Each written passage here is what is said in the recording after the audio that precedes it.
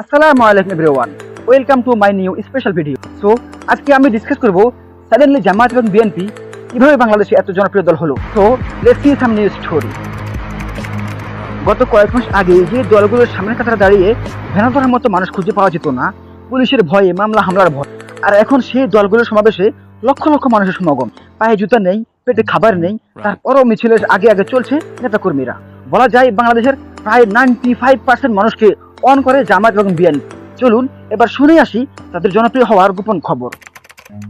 গত 16 বছর যত মানুষকে গুম করা হয়েছে, খুন করা হয়েছে, আয়নাঘরে বন্দী করা হয়েছে, তারা সবাই কোনো না কোনো ভাবে জামায়াত বিএনপির লোক।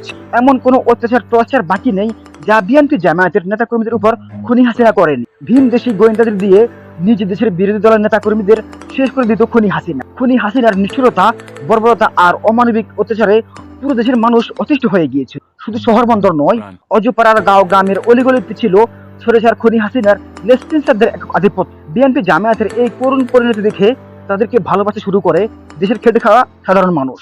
জনগণের সামনে অনুচিত